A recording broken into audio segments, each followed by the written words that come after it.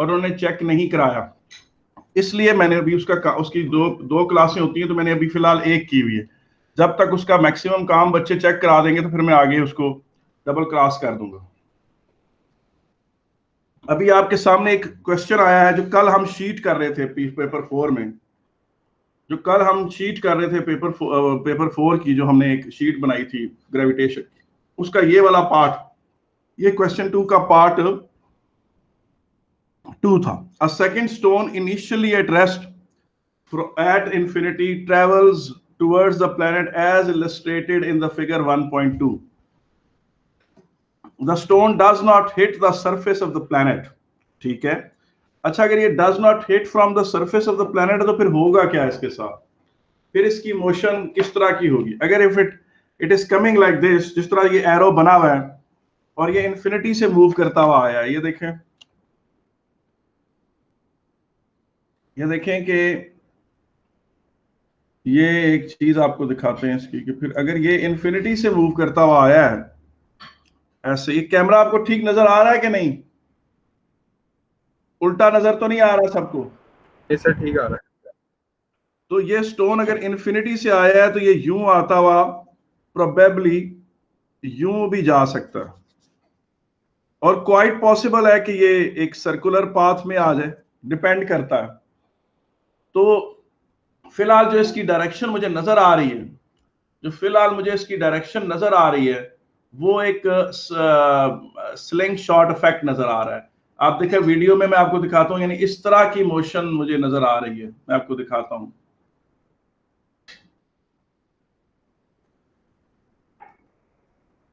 ये देखें, ये इस तरह की कोई मोशन, ये देखें, ये यूं, यानी इस तरह के पास से, इसे कहते हैं sling effect, sling shot effect. ठीक है कि इस तरह का कुछ मुझे होता नजर आ रहा है। आ जाए वापस क्लास में आ जाए।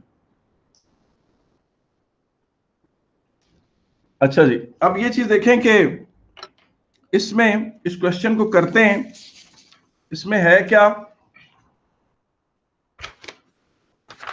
ये देखें, ये प्लेनेट है,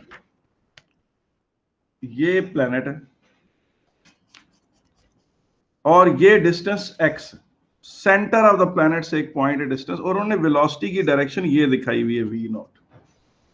अब वो अगर इंफिनिटी से ट्रेवल करता हुआ यहां तक आया है, तो पहले वो क्वेश्चन का पार्ट ये है कि determine in terms of the gravitational constant g and the mass of the planet the speed v0 of the stone at a distance x from the centre of planet. ये एक stone है जो infinity से, जो किससे, infinity से accelerate करता हुआ यूं आया। अच्छा, यहां पर इस मुकाम पर इसकी पोटेंशियल एनर्जी क्या है? 0, क्योंकि हमने इंफिनिटी को क्या डिक्लेयर किया हुआ है? 0। हमने डिक्लेयर किया हुआ है कि इंफिनिटी पे पोटेंशियल एनर्जी जो है वो मैक्सिमम है, और उसको हमने 0 डिक्लेयर किया हुआ है। और इस पॉइंट पर इसकी पोटेंशियल एनर्जी क्या है? -gmm/x। इस मुकाम पर इसकी पोटेंशियल एनर्जी क्या है? -gmm/x, क्योंकि हमने पोटेंशियल एनर्जी के बारे में पढ़ा है कि उसका फार्मूला जो है वो -gmm/r होता है। और याद है हमने पोटेंशियल एनर्जी का जो mgh का कॉन्सेप्ट था वो रिजेक्ट कर दिया था, क्योंकि वो स्मॉल हाइट्स के लिए तो ट्रू था, ग्रेटर लेवल पर ट्रू नहीं था। अब ये स्टोन यहां से एक्सेलरेट करता हुआ यहां पहुंचा, तो यहां पर इसकी पोटेंशियल एनर्जी 0, ये बड़ा सा 0 बनाया हुआ है, इसका मतलब है 0 बड़ा सा। चलें, यहां पर पोटेंशियल एनर्जी 0, और यहां से वो एक्सेलरेट करता हुआ यहां पहुंचा, तो इस जगह पर उसकी पोटेंशियल एनर्जी ये। ठीक है कि नहीं? अब आपको पता है लॉस ऑफ पोटेंशियल एनर्जी किसके बराबर होगा? 0 माइनस gmm/x, ये उसकी loss of potential energy, and it is converted into gain of kinetic energy. और v0 इधर लगा दिया उसने, वो वेलोसिटी को v से रिप्रेजेंट नहीं कर रहा, v0 से रिप्रेजेंट कर रहा, उसने खुद ये एक सिंबल बना दिया। अब इसको देखें कि इसके बाद ये माइनस माइनस से सिंप्लीफाई हो जाएगा, gmm/x हो जाएगा, क्योंकि जब माइनस माइनस से मल्टीप्लाई होता है तो प्लस हो जाता है, 1/2 mv0 स्क्वायर। अब मास से कैंसिल हो गया, और ये वाला 2 इधर चला जाएगा, 2gm/x। Is equal to V naught square, और वी नॉट किसके बराबर है? Under root 2gm over x। यूं ये वेलोसिटी आ गई। अब इसके बाद अगला क्वेश्चन उसका ये है कि जनाब ये प्लेनेट यहां से ये स्टोन इन्फिनिटी से एक्सेलरेट करता हुआ पॉइंट x पे पहुंचा है, तो कहते हैं क्या मैं उम्मीद करूं कि यहां पहुंचकर ये एक ऑर्बिट में दाखिल हो जाता है? क्योंकि आप अगर इसका क्वेश्चन का पार्ट 2 पढ़ें ये वाला, तो वो कहता है कि determine in terms of gravitation constant and the planet mass m the speed v not of the stone at a distance x from the centre of planet, explain your working. वो तो हमने कर दिया। You may assume that the gravitational attraction on the stone is due to the planet only। और दूसरा part है use your answer use your answer in one and the expression in a. Expression in a से मुराद वो वाली शुरू वाली ये वाली वेलोसिटी थी, ये वाली जो आपने शुरू में पार्ट ए में कैलकुलेट की थी, जो कल कैलकुलेट की थी। To explain whether this stone could enter a circular orbit about the planet. ये क्वेश्चन अब मैं आप में से किसी से पूछता हूं कि कौन जवाब देगा जनाब। अच्छा मैं ठहरे, मैं पूछता हूं, किससे पूछूं मैं?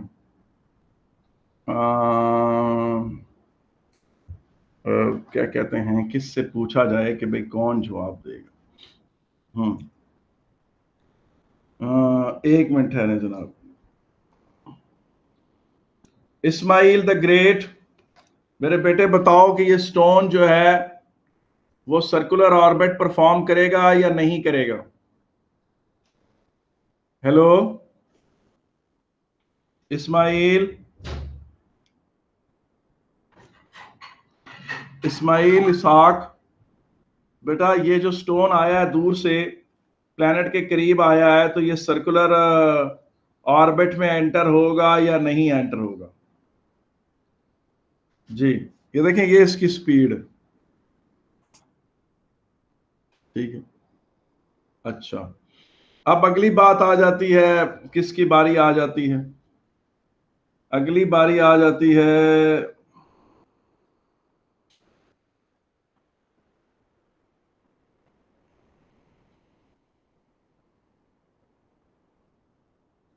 सैफ अली साजिद बताएगा मुझे। सैफ अली साजिद आप बताएं मुझे बेटा।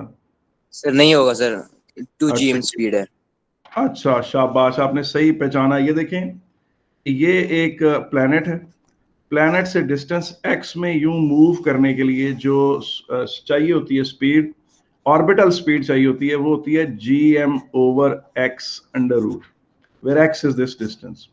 जबकि जब ये स्टोन यहां पहुंचा है, जब वो यहां कहीं पहुंचा है, तो उसकी स्पीड है 2gm over x। 2gm over x है, इसका मतलब है वो यूं तेजी से यूं गोल घूम के गुजर जाएगा, वो एक सर्कुलर ऑर्बिट का हिस्सा नहीं बनेगा। तो इस तरीके से ये क्वेश्चन जो है it comes to an end. आए अब जरा जो क्वेश्चन नंबर 3 था, अगर आपको याद हो तो ये क्वेश्चन नंबर 3 थोड़ा आपके सामने लाते हैं और क्वेश्चन नंबर 3 को डिस्कस करते हैं। अच्छा बेटा, ये जो 5 क्वेश्चंस हैं ये ऑलमोस्ट सारी उसमें से गुजर रहे हैं, असाइनमेंट में से, पूरे चैप्टर में से गुजर रहे हैं। मैं चैप्टर के अगर बाद में और भी क्वेश्चंस कराऊंगा, आप देखेंगे कि मेन कॉन्सेप्ट यही रहेगा, चीज बदलेगी नहीं।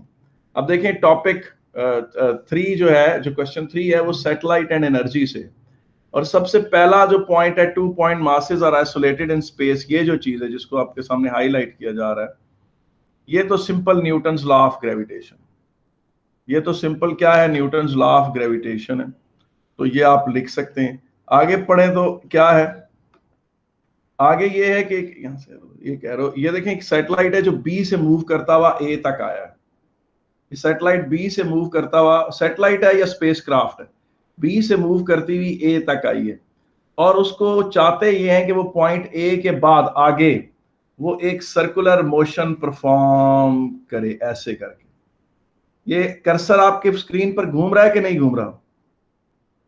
यानी ये उनका मकसद, यानी आई स्पेसक्राफ्ट यहां से घूमता हुआ आया है, अब उनका दिल है कि पॉइंट ए पर यूं घूमे। अच्छा ये जो वैल्यू यहां लिखी हुई है ना, ये थोड़ी सी उन्होंने वो कर दी है, क्या कहते हैं, इसमें मिस्टेक है।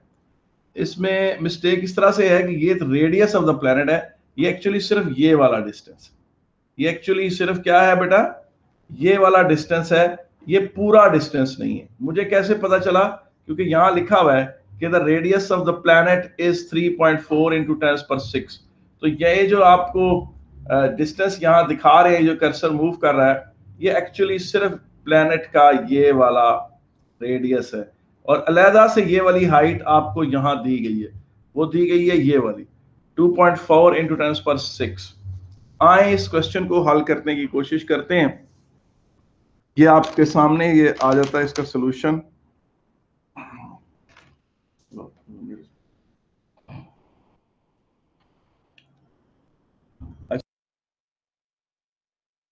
में सबसे क्वेश्चन नंबर का पार्ट 3 का ए तो आपको पता है कि simple Newton's law of gravitation था। न्यूटन्स लॉ ऑफ ग्रेविटेशन क्या था कि 2 point masses are isolated in space and are isolated by distance x। ये कैपिटल M है और ये स्मॉल m है कोई, और इनके दरमियान फोर्स ऑफ अट्रैक्शन निकालना था। वो तो अब आप पढ़ चुके हैं, ये चैप्टर शुरू इस लॉ से हुआ था, कैपिटल G(m)m/x²। और आप अगर इसमें नेगेटिव साइन लगा लें यहाँ पर तो ठीक है, ना भी लगाएं तो कोई इतना बड़ा जुर्म नहीं है, मगर ये लग गया इस तरह से। अच्छा, अब आप ये चीज देखें, इसमें कैपिटल G जो है वो यूनिवर्सल ग्रेविटेशनल कांस्टेंट। अब तो पॉइंट 3 का बी पार्ट पर आ जाते हैं, और पॉइंट 3 का जो बी पार्ट है वो कहता है, वो ये कहता है कि जनाब ये है प्लेनेट, इस प्लेनेट का जो मास है कैपिटल M जो है वो 7.5 इंटू 10⁻23 kg। इस बात से पता चल गया कि अर्थ से थोड़ा छोटा प्लेनेट है, ठीक है। इस प्लेनेट का जो रेडियस है वो है 3.4 इंटू 10⁻⁶, ठीक है कि नहीं। और the spacecraft is to orbit the planet at a height of, एक स्पेस क्राफ्ट ने यूं ऑर्बिटिंग करनी, अगर यूं ऑर्बिटिंग करनी है तो उसकी हाइट दी हुई है, हाइट जो दी हुई है वो ये दी हुई है 2.4 into 10⁵ metre above the surface of the planet. अब आप खुद ये चीज देखें कि प्लेनेट ये हो गया, ये प्लेनेट का रेडियस हो गया, ये हाइट ऊपर आ गई, ये पॉइंट ए है, यहां पर सैटेलाइट ने रोटेट करना है, ये प्लेनेट है। तो उसका जो distance from the centre of the planet, उसका जो distance from the centre of planet है उसको हम छोटे r से रिप्रेजेंट करते हैं, और वो कैपिटल R प्लस h के बराबर है। कैपिटल R की वैल्यू क्या है, radius of the planet 3.4 into 10⁻⁶ plus 2.4 into 10⁵, ये हाइट ऑफ द प्लेनेट होगी। अब आपको होता है ये चीजें सेम होनी चाहिए, अगर एडिशन करनी है आपने इनकी, तो इसको आप 34 इंटू 10⁻⁵ कर दें, डेसिमल एक आगे मूव कर दें, और ये 2.4 इंटू 10⁻⁵ हो जाएगा।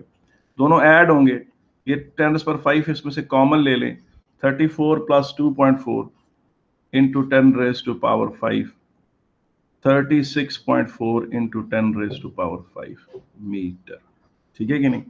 ये हो गया। अब आप फार्मूला कौन सा लगाएंगे, आपको पता है ऑर्बिटल स्पीड में, ऑर्बिटल स्पीड के लिए जो प्लेनेट के पास स्पीड चाहिए होती है वो कितनी चाहिए होती है, वो चाहिए होती है v is equal to Gm/r²। यहां पर जो r है वो बेसिकली रेडियस प्लस हाइट की एडिशन से आया हुआ है। तो वेलोसिटी क्या बनी, G की वैल्यू पुट कर दें 6.67 into 10⁻⁻11। Mass of satellite, mass of planet कितना है 7.5 इंटू 10⁻23 डिवाइडेड बाय ये डिस्टेंस 36.4 इंटू 10⁻⁵ अंडर रूट, यूं कर लिया, ये आपके पास वेलोसिटी आ जाएगी। बंदा कुछ जन्नती बच्चा कैलकुलेट करके मुझे बताया ये वैल्यू कितनी आती है।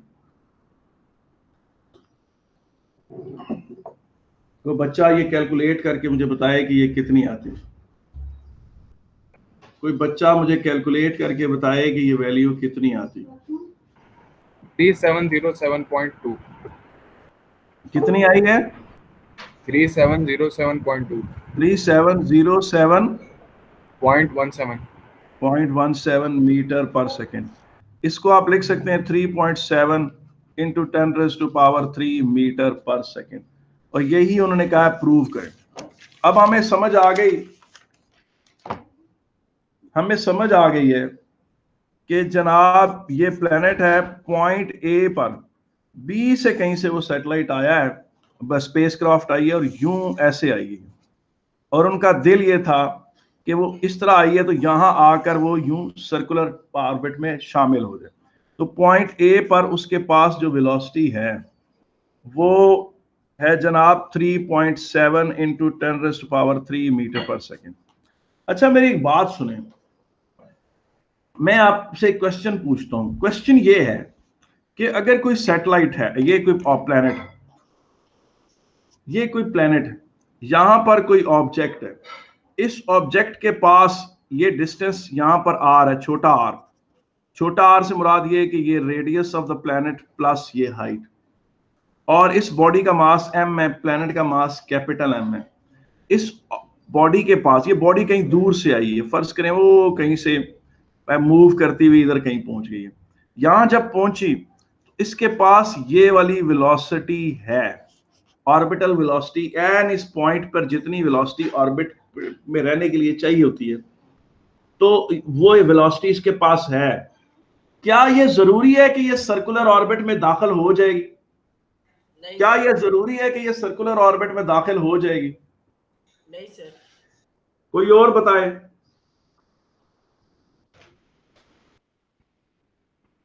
क्या ये जरूरी है जी?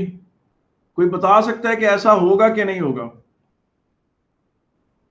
बेटा इसका जवाब ये है कि ये जरूरी नहीं कि ये इस तरह सर्कुलर ऑर्बिट में दाखिल हो जाए, क्योंकि एक प्लेनेट है, उसके पास इधर कोई ऑब्जेक्ट है, उस ऑब्जेक्ट के पास gm/r वेलोसिटी भी है, मगर यह भी जरूरी है कि उसके पास ये वेलोसिटी इस डायरेक्शन में हो, रेडियस के साथ परफेक्टली 90 डिग्री बनाती हो, तब वो गोल घूमेगा।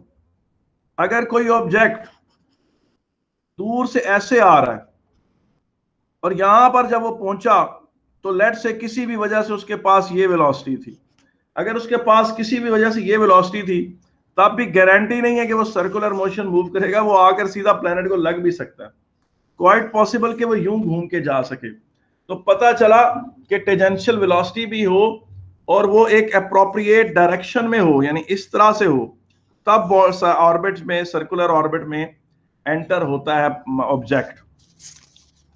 अब ये चीज देखें, दोबारा इसी न्यूमेरिकल की तरफ वापस आते हैं। ये वही प्लेनेट है, उसका कैपिटल M यानी मास ऑफ प्लेनेट जो है वो 7.5 इंटू 10⁻23 kg है। पॉइंट ए पर आपने देखा कि जी उसकी वेलोसिटी जो थी ऑब्जेक्ट की 3.73 मीटर पर सेकेंड है। वो स्पेसक्राफ्ट पॉइंट बी से यूं मूव करती हुई आई है, स्पेसक्राफ्ट पॉइंट बी से यूं मूव करती हुई आई है। बी का डिस्टेंस आपको दिया हुआ है 5 इंटू 10⁻7 मीटर, ठीक है कि नहीं? और आप ये चीज देखें कि the spacecraft enters the orbit at point A with the speed this, at point B उस वक्त उसकी जो स्पीड है, यहां पर जो उसकी पॉइंट बी पर जो उसकी स्पीड थी वो पूछे कितनी थी? बेटा एट पॉइंट बी उसकी स्पीड कितनी थी? जरा ये क्वेश्चन सामने लेकर आए। पॉइंट बी पर उसकी जो स्पीड थी,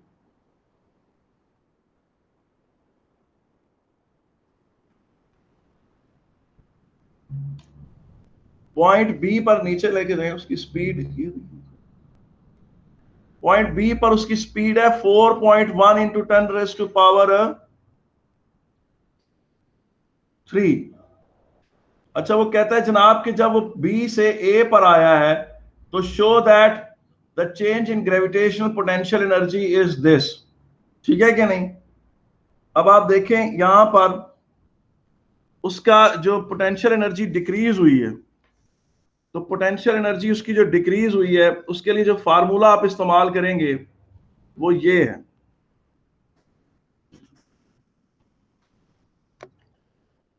आपको पता है potential energy at B minus potential energy at A, potential energy at B minus potential energy at B, minus GMM over RB minus potential energy at ये आ गया। अच्छा जी, ये देखें, अब आप ये चीज देखें तो आपके पास बनता क्या है, GMM over RA minus GMM over RB। इसमें से आप GMM को कांस्टेंट ले लें, 1 over RA minus 1 over RB। तो अब G की वैल्यू कितनी है, 6.67 इंटू 10⁻11। मास ऑफ प्लैनेट कितना है, 7.5 इंटू 10⁻23। और उस स्पेस क्राफ्ट का मास कितना है, उस स्पेस क्राफ्ट का मास है जनाब, उस स्पेस क्राफ्ट का मास कितना दिया हुआ है, 650। उस स्पेस क्राफ्ट का मास है 650। 1 ओवर RA किसके बराबर, RA आपने अभी निकाला था, कैलकुलेट किया था। RA था 36.4 इंटू 10⁻5 माइनस 1 ओवर RB किसके बराबर है, RB आप देखें आपको क्वेश्चंस में दिया हुआ है 5 इंटू 10⁻7। तो कोई अच्छा बच्चा जरा ये कैलकुलेट, ये कैलकुलेशन परफॉर्म करके मुझे बताए। 8.28 मल्टीप्लाई बाय 10 की पावर 9। 8.28 हाँ, मल्टीप्लाई बाय 10 की power 9। that means 8.3 into 10⁻9 joules। 8.3 into 10⁻9 joules तो हमने प्रूव कर दिया ना। अच्छा, अब आप देखें ये उसकी पोटेंशियल एनर्जी कम हुई है या ज्यादा हुई है। बेटा जब वो पॉइंट बी से ए की तरफ आया है तो ये उसकी पोटेंशियल एनर्जी कम हुई है या ज्यादा हुई है, कम हुई है जी। इतनी पोटेंशियल एनर्जी कम हुई। अच्छा, बी पर उसकी स्पीड कितनी, जरा देखें बी पर उसकी स्पीड कितनी थी। अगर आप क्वेश्चन को गौर से पढ़ें तो बी पर उसकी स्पीड थी 4.1 इंटू 10⁻3 मीटर पर सेकेंड, ये स्पीड थी उसकी। और ए पर उसकी स्पीड 3.7 इंटू 10⁻3 है। तो मुझे बताएं काइनेटिक एनर्जी भी कम हुई है या ज्यादा हुई है। बेटा काइनेटिक एनर्जी कम हुई है या ज्यादा हुई है, कम हुई है। काइनेटिक एनर्जी भी कम, पोटेंशियल एनर्जी भी कम। ये क्या माजरा, ये देखें पॉइंट सी, इसका सी क्वेश्चन कहता है by considering changes in gravitational potential energy and in kinetic energy of the spacecraft determine whether the total energy of the spacecraft increases or decreases in moving from point B to A. A numerical answer is not required। बेटा overall उसकी energy ने decrease किया है, उसकी overall energy ने क्या किया है, डिक्रीज किया है। हालांकि लॉस ऑफ पोटेंशियल एनर्जी से स्पीड बढ़नी चाहिए, लॉस ऑफ पोटेंशियल एनर्जी से स्पीड बढ़नी चाहिए। तो बेटा स्पीड क्यों नहीं बढ़ी, कोई मुझे समझा दे तो मैं मान जाऊंगा। आखिर माजरा क्या है कि पोटेंशियल एनर्जी भी कम, काइनेटिक एनर्जी भी कम। हम तो जानते हैं कि जी पोटेंशियल एनर्जी कम हो तो अमूमन काइनेटिक एनर्जी बढ़ती है। हम तो यही करते आए, ओ लेवल फिजिक्स में भी हमने भी यही किया, एएस फिजिक्स में भी हम इस तरह की बहुत सारी चीजें करते रहे। और हमने M1 की मैकेनिक्स में भी पढ़ा था हमने कि loss of potential energy is equal to gain of kinetic energy. इधर क्या माजरा है कि जनाब पोटेंशियल एनर्जी भी कम, काइनेटिक एनर्जी भी कम। कोई समझाएगा मुझे। नहीं, works get out of it का तो मतलब यही है ना कि पोटेंशियल एनर्जी इंक्रीज डिक्रीज कर रही है। सर जी जी सर वो जिस एंगल पे आ रहा होगा ग्रेविटी उसके अगेंस्ट लग रही होगी तो उसकी स्पीड उस तरह कम हो सकती है। नहीं नहीं नहीं नहीं नहीं, नहीं ऐसी कोई बात नहीं। अगर ग्रेविटी अगेंस्ट लगने का कोई कॉन्सेप्ट होता तो हमने आपको बताना था। हमने तो आपको ऐसी कोई चीज नहीं पढ़ाई हुई, या उसका ऐसी कभी कोई बात मास की है किसी टीचर ने नहीं की, ना मैंने की ना किसी और टीचर ने की कि जी ग्रेविटी अगेंस्ट भी लगती है इस तरह से। मास डिक्रीज कर रहा होगा उसका। हमने तो इस इक्वेशन में कहीं पर भी डिक्रीज इन मास का भी चक्कर नहीं चलाया। हमने तो नहीं ऐसा कुछ किया। कोई बात हमने कहीं एज्यूम किया है कि उसका मास पहले 650 केजी था और बाद में कम हो गया? सैयद उमैर, तू करे जन्नत की सैर, जरा जवाब दे ना इसका।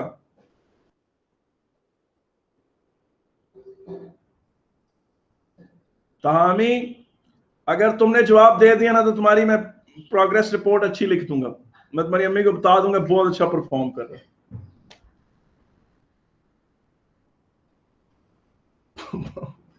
कोई बंदा तो अच्छा चलो जनरली कोई बोले भाई, कोई बात बताएं यार, ये सवाल बड़ा अजीब है। स्पेसक्राफ्ट बी से मूव करती हुई ए की तरफ आई है।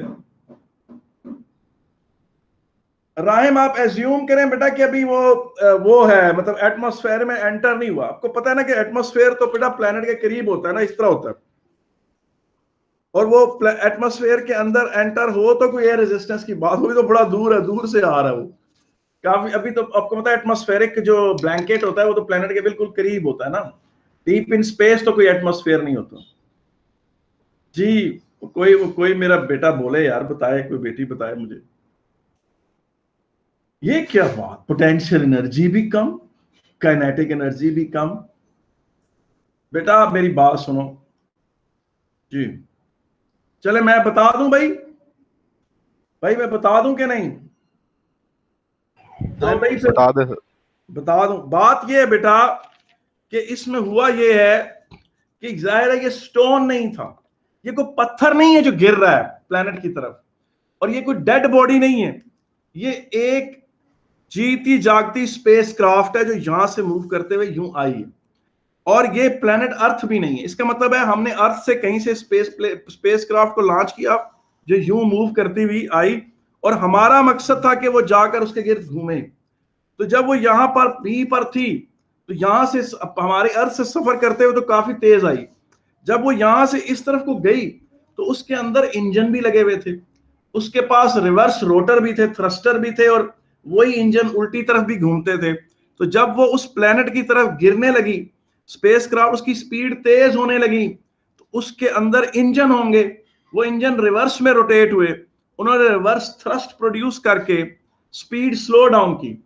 तो इसका मतलब है कि वो प्लान जब उस ऑर्बिट में एंटर होने लगी थी तो उसकी पोटेंशियल एनर्जी तो कम हो रही थी, मगर साथ उसके अंदर इंजन ऑपरेट कर रहा था, और वो इंजन के जो रोटर्स थे वो उल्टी से घूमे, उन्होंने थ्रस्ट उल्टी तरफ प्रोड्यूस की, और उसकी स्पीड को खुद कंट्रोल्ड मैकेनिज्म के जरिए कम करके ऑर्बिट में एंटर हुए। इसकी वजह ये कि ये कुछ स्टोन नहीं था, ये कोई पत्थर नहीं था जो यहां से गिर के यहां पहुंचा। अगर ये कोई पत्थर होता तो ये यहां से यहां गिर के पहुंचता तो हम कहते कि हाँ जी पोटेंशियल एनर्जी कम हुई है तो काइनेटिक एनर्जी बढ़ गई।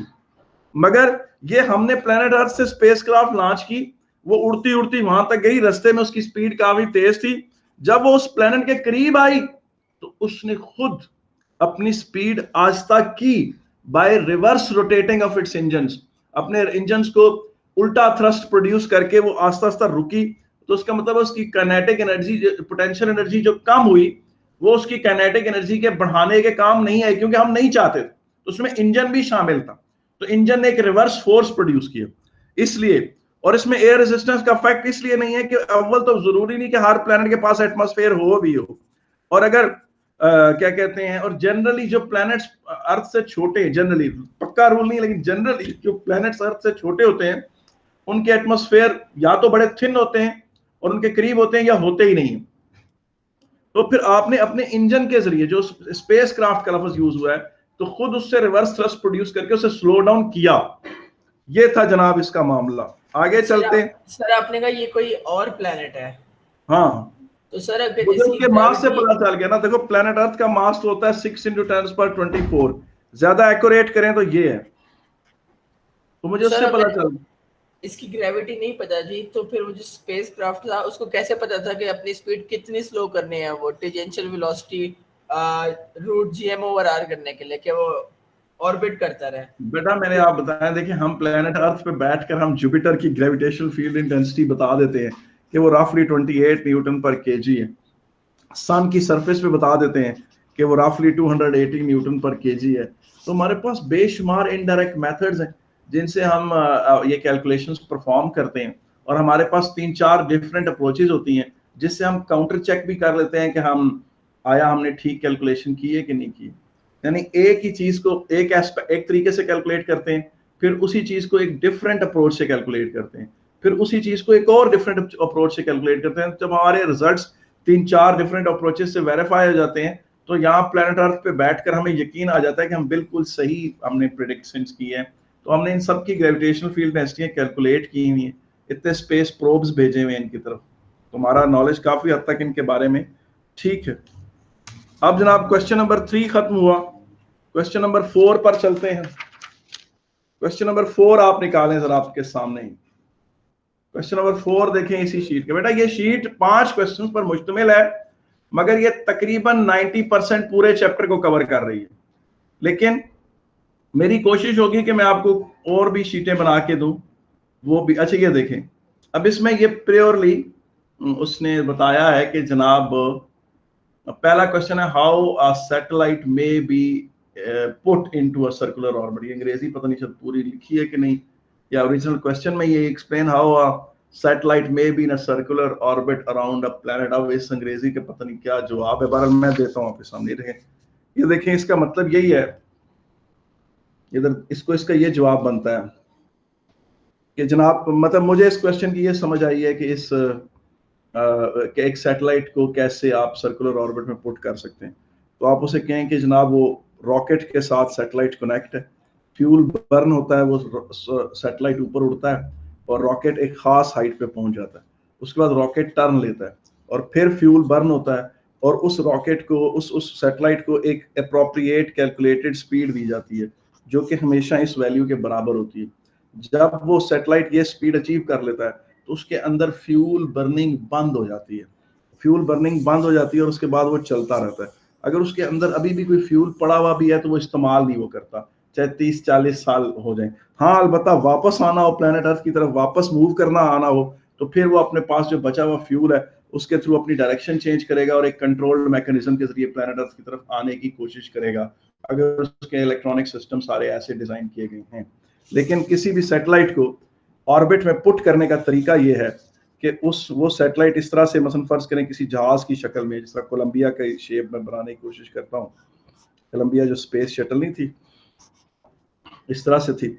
अब उस कोलंबिया स्पेस शटल को एक रॉकेट के साथ जोड़ा दिया। ये रॉकेट अलहदा होता है, यानी देखें ये रॉकेट है, ये रॉकेट और स्पेस शटल इसके ऊपर अलहदा से जुड़ी हुई होती है, अलहदा से इसके साथ अटैच होती है। अगर आप कभी वीडियोस देखें वो लॉन्चिंग की, और ये रॉकेट ऐसे, ये देखें जिस तरह यूं पड़ा हुआ, अब ये रॉकेट फ्यूल बर्न करता है, ये ऊपर उठना शुरू होता है।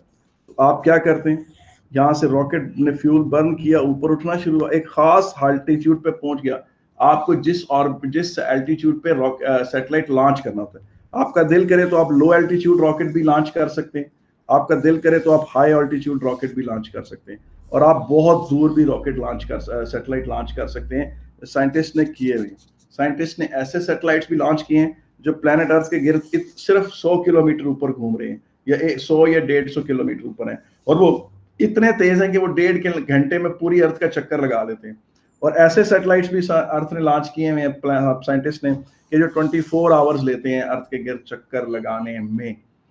तो अब ये क्या हुआ, वो जनाब क्या करना है कि यहां से आप उसको ऊपर ले जाएंगे, उस जगह जाकर उसके साइड से कुछ रॉकेट्स फायर होते हैं और वो डायरेक्शन चेंज करता है, अपनी डायरेक्शन चेंज करता है, फिर पीछे से दोबारा फ्यूल बर्न होता है, इतना बर्न होता है कि ये वाली स्पीड अचीव हो जाए, ये जो वाली स्पीड अचीव हो जाए, तो अगर उसके अंदर अभी भी पेट्रोल बाकी है या फ्यूल बाकी है तो वो बंद हो जाता है, बर्न नहीं करता, और फिर इस ऑर्बिट से वो रोटेट करता रहता है। ड्यूरिंग रोटेशन मैंने पहले बताया था कि उसको एनर्जी की जरूरत नहीं होती, वो अगर कोई एनर्जी की जरूरत है तो वो माइक्रोवेव्स के थ्रू जो कम्युनिकेशन कर रहा है प्लेनेट अर्थ के साथ उसमें खर्च हो रही होगी, इसकी स्पीड मेंटेन रखने के लिए नहीं खर्च हो रही होती।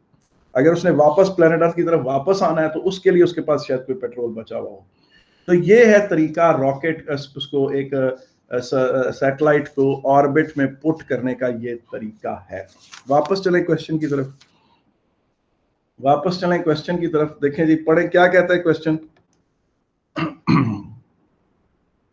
क्वेश्चन देखें क्या है, ये question, the earth and the moon may be considered to be a uniform spheres that are isolated in space. The earth has a radius r and mean density rho. The moon has a mass m. अब देखें capital m अर्थ का मास है, छोटा m उसका मास है जो घूम रहा है।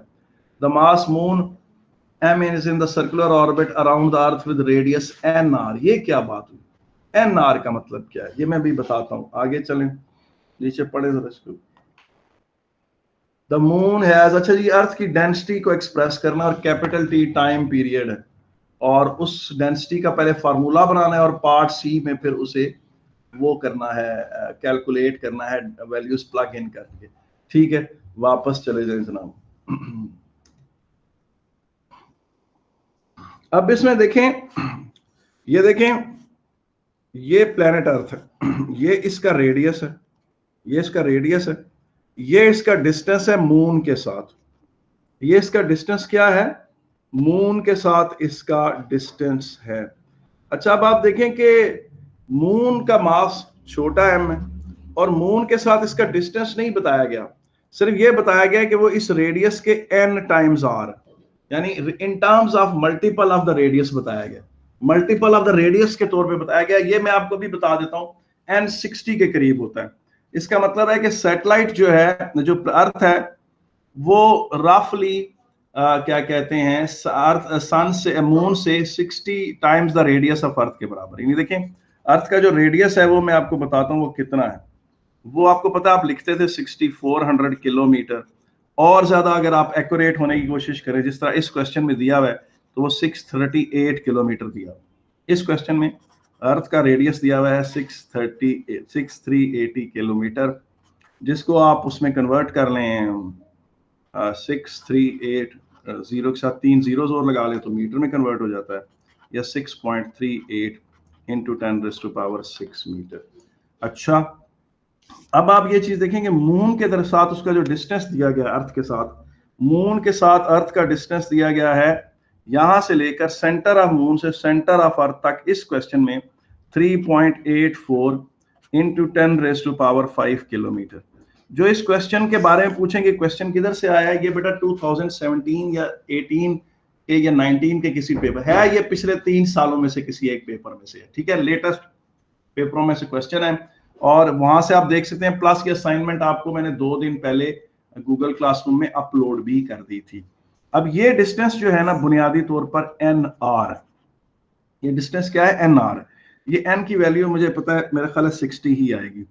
3.84 इंटू 10⁻, अब ये किलोमीटर को मीटरों में कन्वर्ट करें तो इसकी पावर 5 से 8 कर देंगे, तो ये n, और r की जगह यहाँ वैल्यू पुट करें 6.38 10⁻6 को निकालें तो बताएं जरा n की वैल्यू क्या आ रही है। ये मीटर है, ये n तो फार्मूले में n बताएं जी, कोई बंदा मुझे कैलकुलेट करके बताए n क्या आ रहा है, कोई मेरा जन्नती स्टूडेंट्स मुझे बताएं। 60.2 जी 60.2। शाबाश, देखा, मुझे पहले से पता था कि प्लेनेट अर्थ और मून के दरमियान जो डिस्टेंस है वो अगर रेडियस ऑफ अर्थ के इन टर्म्स एक्सप्रेस किया जाए, in terms of radius of earth express किया जाए, तो वो 60.2 times the radius of earth है। मैंने आपको शुरू में बता दिया था कि 60 होगा, ये मुझे पुराने न्यूमेरिकल्स वगैरह से पता है। अच्छा जी, इसका मतलब n हमारा 60.2। बहरहाल खैर, अब क्वेश्चन आपसे ये, उन्होंने जो क्वेश्चन पूछा हुआ है वो आपसे पूछा है कि आप प्रूव करें कि डेंसिटी ऑफ अर्थ जो है वो 3πn³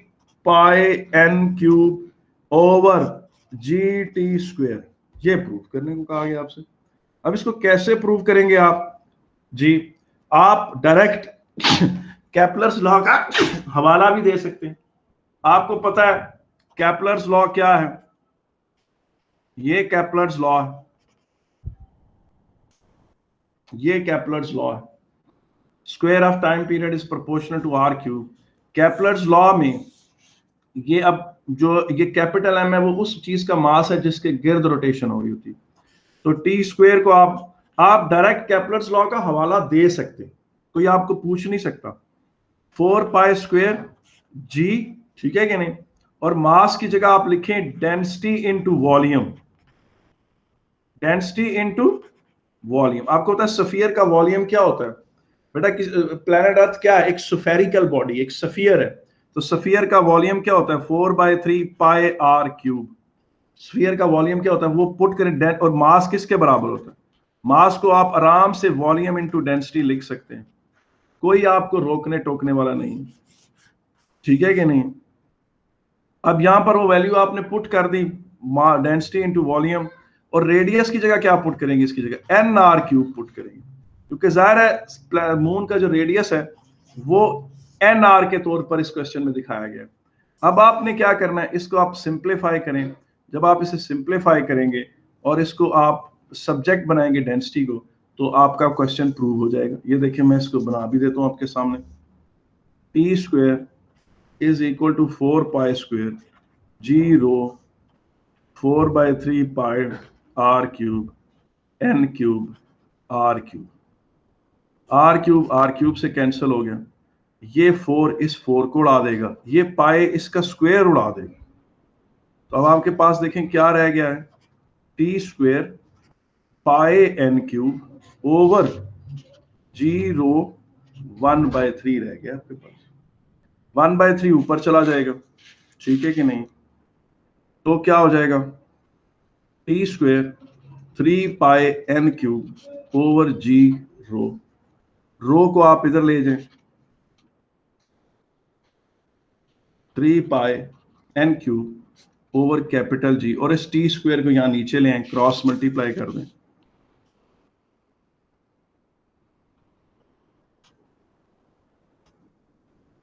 अच्छा, आप में से कोई बच्चा कहता नहीं सर मुझे नहीं मुझे पेपर में कैपलर्स लॉ याद ही नहीं था, मैं क्यों, मुझे तो पता ही, मुझे याद ही नहीं कैपलर्स लॉ, मैं कैसे करूं। तो कोई बात नहीं, कैपलर्स लॉ याद नहीं तो कोई इश्यू भी नहीं, हो चाहिए तब भी प्रूव हो जाएगा। बहुत आसान है इसको प्रूव करना। आप ये कहें कि जी ग्रेविटेशनल अट्रैक्शन दोनों के दरमियान कितनी है, ये प्रोवाइड कर रही है मून को नेसेसरी सेंट्रीपिटल फोर्स, ठीक है कि नहीं है। अब नेसेसरी सेंट्रीपिटल फोर्स है तो आप इसको चाहें तो M we square over R के बराबर भी पुट कर सकते हैं, चाहें तो एम आर ओमेगा स्क्वायर के बराबर भी पुट कर सकते हैं। दोनों तरीकों से प्रूव हो जाएगा। चलें हम इस तरह से प्रूव कर लेते हैं, ठीक है। हम कहते हैं जी G M over N r whole square is equal to m we square over r. R की जगह फिर हम एन आर डालेंगे, आर की जगह हम क्या डालेंगे, एन आर। ये मास इस मास से कट गया, इस एन आर ने इसका स्क्वायर उड़ा दिया, तो वेलोसिटी किसके बराबर आ गई, under root G M over N R. कोई मसला नहीं। इसे फिर वही सरकमफ्रेंस किसके बराबर है मून का, 2 पाई एन आर, क्योंकि उसका रेडियस एन आर के तौर पर दिया हुआ है, 2 pi N R over V, ठीक है। T is equal to 2 pi N R over under root G M over N R कर दें, स्क्वायर कर दें इसको,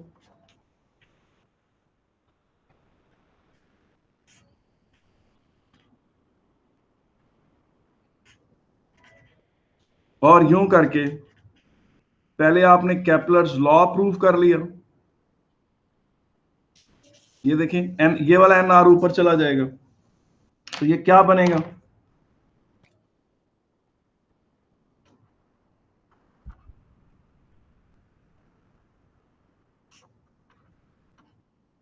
और फिर आप वो मास को क्या करें, रिप्लेस करें किससे, volume of N to density से, और फिर आगे तो कैलकुलेशंस आपको पता ही है। और अगर आप पसंद करें कि नहीं मैं इसको इससे जोड़ता, तो जरा लाइफ और इजी हो जाती, वो ये होनी थी, आप कहते हैं कि जी G M over N r whole square is equal to m, r की जगह एन आर डालेंगे ये, और उसके बाद ये मास से कैंसिल हो गया, और g ओवर एन। अच्छा मैं आपको एक बात बताऊं बेटा, आप में से ना एक बच्चे ने किसी वर्किंग में इस तरह से कुछ कैंसलिंग की हुई थी, ये कैंसलिंग नहीं हो सकती है, ये इम्पॉसिबल है। इस तरह डिनोमिनेटर न्यूमरेटर के किसी चीज से दोनों तरफ कैंसिल नहीं होता, यानी ये ऐसी जैसे कोई बंदे के पास इधर के बी क्यूब हो, इस तरफ बी हो, तो वो उड़ाकर इसको कैंसिल करने की कोशिश करे। आप में से किसी ने ये किया हुआ था अपनी वर्किंग में, और फिर इस तरह की जो लोग कैंसलिंग करते हैं तो मैथ की है उनकी ब्लेटेंट वीकनेस है कि उनका normal math O level math ही इतना कमजोर है, ऐसे बच्चों को फिर पढ़ाना मुश्किल हो जाता है। तो बहरहाल ये चीज इस तरह हो गई, ये मैंने किसी के स्क्रिप्ट में देखा तो मैंने कहा मैं मेंशन कर दूं। अब जी एम ओवर ये वाला एन आर उठाकर आप बेशक इधर ले हैं, तो ये एन इधर एन आर स्क्वायर है, इधर खाली एन आर है, ये इधर आकर मल्टीप्लाई होगा, एन आर क्यूब हो जाएगा। और ओमेगा की जगह आपको पता है ओमेगा किसके बराबर होता है, 2 पाई ओवर कैपिटल टी, तो ओमेगा स्क्वायर किसके बराबर होगा? 2 का स्क्वायर हो 4, पाई का स्क्वायर पाई स्क्वायर हो गया, और टी का स्क्वायर ये हो गया। ये इसकी जगह पुट कर दें, ठीक है। उसके बाद जब आपके पास ये चीज प्रूव हो गई, इस एन आर क्यूब को उस तरफ ले जाएं, तो मास किसके बराबर है?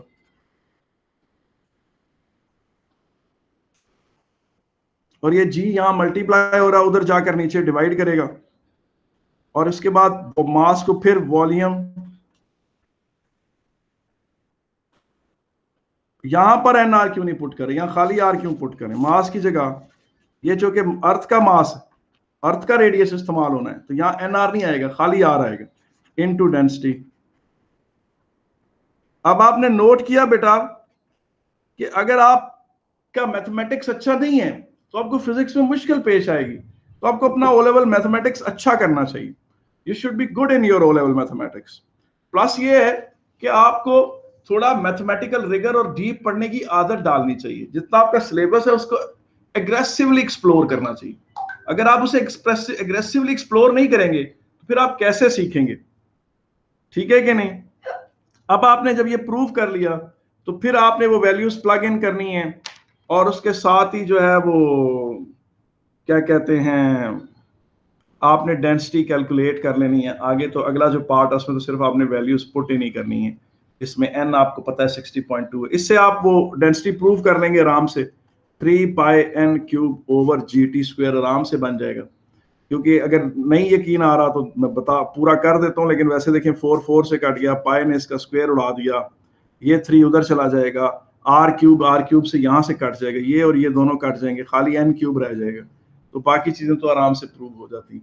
उसके बाद अगले पार्ट में जो वैल्यूज हैं वो पुट इन करनी है और आंसर निकाल लेना। आए जरा आप इसका जरा आखिरी पार्ट है एक्चुअल वेट और अपेरेंट वेट। मैं इस टॉपिक को क्वेश्चन नंबर 5 को कल फ्राइडे के लिए उठा रखता हूँ, ठीक है कि नहीं है, और फिर इसको कंप्लीट करके आगे हम चलेंगे। आज के लिए ये क्या आपने कहा बेटा? अभी मैडम मुझे समझ नहीं आई। NR distance between two planets है। ओए मेरे बेटे तूने क्या शॉट मार दिया बेटा। ये मून है और ये अर्थ है, ये वो डिस्टेंस एन आर है, ये डिस्टेंस एन आर। ठीक है सर। ये डिस्टेंस एन आर है। मेरा लायक तरीन बच्चे जो अगर ये काम करेंगे तो फिर मैं क्या करूं? चलें सही है। अच्छा, अस्सलाम वालेकुम। आज के लिए इतना काफी। अल्लाह हाफिज़ सर।